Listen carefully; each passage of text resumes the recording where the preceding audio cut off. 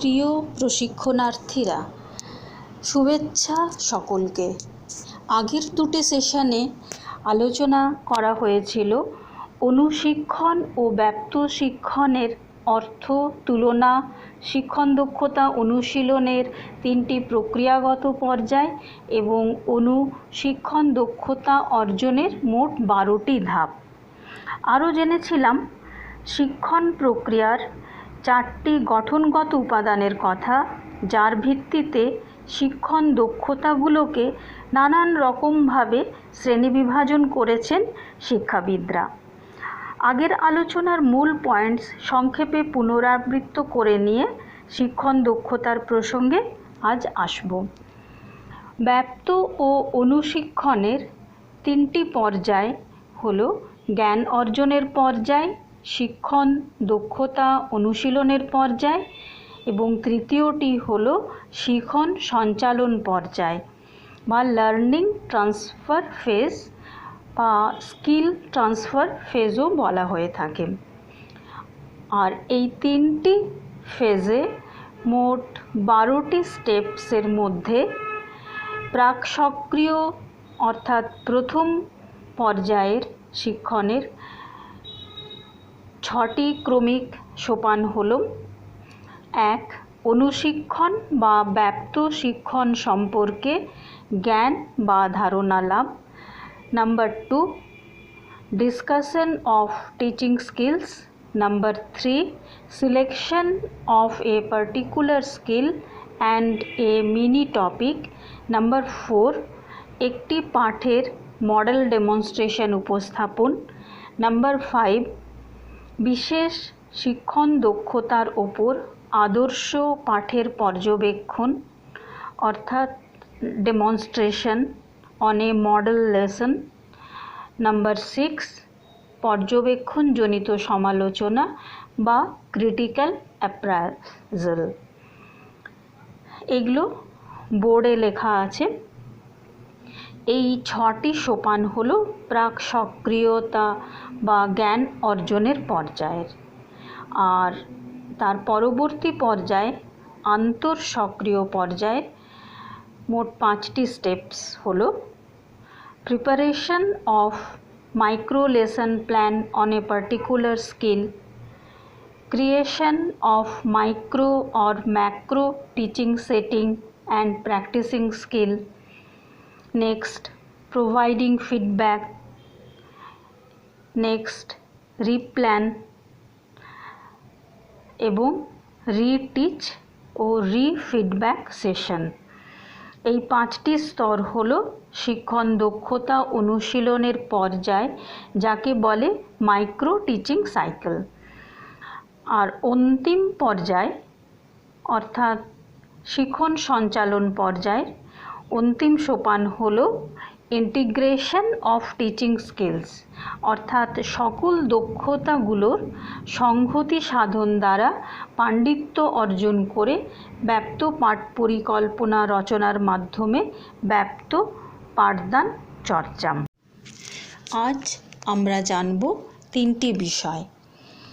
1 নম্বর, শিক্ষণ দক্ষতা বলতে কী বোঝায়, আচরণাঙ্গ বলতে কী বোঝায়। দ্বিতীয়ত জানব বিভিন্ন প্রকারের সাধারণ শিক্ষণ দক্ষতা সম্পর্কে, ক্লাসরুম টিচিং স্কিলস সম্পর্কে। আর তৃতীয়ত গুরুত্বপূর্ণ 7টি শিক্ষণ দক্ষতার অন্তর্গত কয়েকটি আচরণাঙ্গ, few specific behavioral components of 7 important teaching skills সম্পর্কে আজকে জানব। আজকের আলোচনার শেষে তোমরা জানতে পারবে একজন শিক্ষকের পেশাগত সাফল্যের জন্য যে সকল প্রকার শিক্ষণ দক্ষতা সম্পর্কে জ্ঞান ও ধারণা রাখা আবশ্যক। আর ব্যাপ্ত পাঠদানকালে শ্রেণীতে টিচারকে পাঠ শুরু করা থেকে সমাপ্তি পর্যন্ত যে সকল সক্রিয়তা বা অপারেশন করতে হয়, সেই সমস্ত শিক্ষণ দক্ষতাগুলি সম্পর্কে ধারণা তোমাদের সুস্পষ্ট হয়ে উঠবে। এছাড়াও জানতে পারবে West Bengal Board of primary এডুকেশনের নির্ধারিত ডিএলএড পার্ট 1-এর যে 5টি মাইক্রো টিচিং স্কিলস তোমাদের অনুশীলন করতে হবে তার নাম। আজ আমরা আলোচনা করব প্রথম পর্যায়ের অর্থাৎ জ্ঞান অর্জন পর্যায়ের দ্বিতীয় স্টেপস অর্থাৎ ডিসকাশন অফ টিচিং স্কিলস। এবার শুরু করা যাক আজকের আলোচনা। শ্রেণী শিক্ষা পরিচালনা করতে গেলে অর্থাৎ ক্লাসরুম টিচিং এর ক্ষেত্রে একজন শিক্ষক বা শিক্ষিকাকে প্রথমেই তার ছাত্রছাত্রীদের সাথে উপযুক্ত সুসম্পর্ক তৈরি করে আদর্শ টিচিং লার্নিং এনভায়রনমেন্ট বা শিক্ষণ পরিস্থিতি রচনা করে নিতে হয়। ঠিক যেমন ধান চাষের ক্ষেত্রে চাষিদের প্রথমেই অনুর্বর আগাছাপূর্ণ চাষ জমিকে বীজ রোপণের উপযুক্ত ক্ষেত্র তৈরি করে নিতে হয়। টিচার স্টুডেন্টদের মধ্যে পারস্পরিক সহজ সরল পরিবেশ তৈরি করতে পারলেই টিচিং লার্নিং প্রক্রিয়া সক্রিয় ও স্বতঃস্ফূর্ত হয়ে উঠবে। তাই আধুনিক শিক্ষাবিজ্ঞানের ধারণা অনুযায়ী শিক্ষণ হলো শিক্ষার্থীর যথাযথ শিখনের প্রয়োজনে শিক্ষকের কতকগুলো মৌলিক দক্ষতার সমন্বয় সংগঠিত প্রক্রিয়া ও সক্রিয়তা অর্থাৎ টিচিং অপারেশনস। তাই ক্লাস টিচিং তখনই পরিপূর্ণ ও আদর্শায়িত হয় যখন শিক্ষক বা শিক্ষিকা পর্যায়ক্রমে সঠিক সময়ে যথোপযুক্ত সক্রিয়তাগুলো অবলম্বন করতে পারে। ক্রমাগত চর্চার দ্বারা শিক্ষক বা শিক্ষিকার মধ্যে যথাযথ সক্রিয়তাগুলো স্থায়িত্ব লাভ করে ও প্রাসঙ্গিকভাবে প্রয়োগ করতে সক্ষম হয়ে ওঠেন। টিচিংকে কার্যকরী করে তুলতে শিক্ষাবিদরা তাই শিক্ষণ কার্যকে কতকগুলি নৈর্ব্যক্তিক অর্থাৎ অবজেক্টিভ, পরিমাপযোগ্য অর্থাৎ মেজারেবল ও অনুশীলনযোগ্য অর্থাৎ প্র্যাকটিসেবল ছোট ছোট উপাদানে ও আচরণে চিহ্নিত করেছেন। যেমন শ্রেণীকক্ষে পাঠদানকালে একজন শিক্ষকের বাচনভঙ্গি অর্থাৎ স্পিচ ডেলিভারি, অঙ্গভঙ্গি, শিক্ষকের স্বর পরিবর্তন অর্থাৎ গেস্টার্স and voice modulation, teachers body language, facial expression, ভাষিক অথবা অভাষিক উৎসাহদান, শিক্ষার্থীদের সাথে যোগাযোগ স্থাপনের সামর্থ্য ইত্যাদি প্রায় 100 রকম আচরণগত উপাদানে বিশ্লেষণ করা যায়। পাঠদানের ক্ষেত্রে শিক্ষকের যে মৌলিক ও আণবিক আচরণগুলো আর ছোটোভাবে বিশ্লিষ্ট করা যায় না সেগুলিকে বলা হয় শিক্ষণের আচরণগত উপাদান অর্থাৎ টিচার্স বিহেভিয়ারাল কম্পোনেন্টস বা সংক্ষেপে আচরণাঙ্গ বা কম্পোনেন্ট। আবার পরস্পর সম্পর্কিত একই রকমের কয়েকটি মৌলিক আচরণগত উপাদানের সমবায়ে সৃষ্টি হয় এক একটি শিক্ষণ দক্ষতা টিচিং স্কিলস, যেগুলোর মাধ্যমে শিক্ষক বা শিক্ষিকারা তাদের ছাত্রছাত্রীদের মধ্যে প্রয়োজনীয় পরিবর্তন আনতে সক্ষম হন।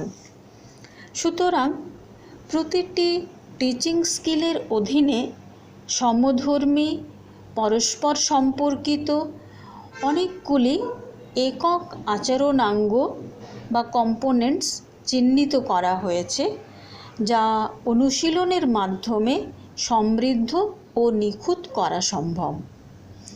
A teaching skill is a set of teaching behaviors which aims at bringing about the desired modifications in learners' behavior. বলা হয় এক একটি শিক্ষণ দক্ষতা হলো কতকগুলো শিক্ষণ আচরণের সমষ্টি, যার লক্ষ্য হলো শিক্ষার্থীদের মধ্যে কাম্য আচরণ আনা। যে শিক্ষক যত বেশি ইনোভেটিভ হয়ে দক্ষতার সাথে বৈচিত্র্যপূর্ণভাবে শ্রেণীতে পাঠদানকালে ওই আচরণাঙ্গগুলো সামঞ্জস্যপূর্ণভাবে উপস্থাপন করতে পারবে, তার পেশাগত সাফল্য ততই বেশি হবে। আবার আদর্শ প্রশিক্ষণ দ্বারাও ট্রেনিদের মধ্যে কাম্য আচরণাঙ্গগুলোর চর্চা করিয়ে উৎকর্ষ সাধন করা যায়, আর অনাকাঙ্ক্ষিত আচরণগুলো শনাক্ত করে সংশোধনও করানো হয়। এইভাবে পাঠদানের মূল দক্ষতাগুলো বারবার চর্চা করে আয়ত্ত করতে পারলে তোমরাও আত্মবিশ্বাস নিয়ে ভবিষ্যতে পাঠদানে দক্ষ ও উপযুক্ত হয়ে উঠবে। অতএব আমরা জানলাম শিক্ষণ দক্ষতা ও আচরণাঙ্গগুলো শিক্ষাবিজ্ঞানসম্মতভাবে চর্চা সাপেক্ষে আয়ত্ত করা সম্ভব। এবার আলোচনা করব আমাদের সেকেন্ড পয়েন্ট বা দ্বিতীয় উদ্দেশ্য সম্পর্কে, যা হলো শিক্ষণ দক্ষতার প্রকারভেদ বা বিভিন্ন প্রকারের শিক্ষণ দক্ষতা সম্পর্কে। শিক্ষণ দক্ষতা ও তার আচরণাঙ্গ বলতে কী বোঝায় এ প্রসঙ্গে সকলে একমত হলেও টিচিং স্কিলসের সংখ্যা বা শ্রেণীবিভাজন নিয়ে বিভিন্ন শিক্ষাবিদ বিভিন্নভাবে শ্রেণীকরণ করেছেন। শিক্ষাবিদ অ্যালেন কে রেয়ান শিক্ষণ দক্ষতার উপাদান রূপে প্রায় 17টি দক্ষতাকে উল্লেখ করেছেন। টার্নে 19টি দক্ষতা, ডব্লিউ.আর. বোর্জ 18টি। এনসিইআরটি মাধ্যমিক শিক্ষার ক্ষেত্রে মোট 20টি পটুত্ব প্রয়োগের ওপর জোর দিয়েছে। শিক্ষণ দক্ষতা অনুশীলনের সুবিধার্থে অসংখ্য শিক্ষণ দক্ষতাকে মুখ্য 6টি দক্ষতায় শ্রেণীবদ্ধ বা গ্রুপিং করে বিএড কোর্সে চর্চা করানো হয়। সেগুলো হলো পাঠ অবতারণা বিষয়ক পটুত্ব, সেট ইন্ডাকশন বা সেট ইন্ট্রোডিউসিং। দ্বিতীয়ত ব্যাখ্যাকরণ দক্ষতা, স্কিল অফ এক্সপ্লেনিং। নাম্বার 3 প্রশ্নকরণ দক্ষতা বা স্কিল অফ কোশ্চেনিং। নাম্বার 4 শিক্ষা প্রদীপন ব্যবহারের দক্ষতা, ইউজিং অফ টিএলএম। নাম্বার 5 উৎসাহদান দক্ষতা অর্থাৎ skill of reinforcing students. Number 6 পাঠ সমাপ্তিকরণ দক্ষতা, স্কিল অফ অ্যাচিভিং ক্লোজার।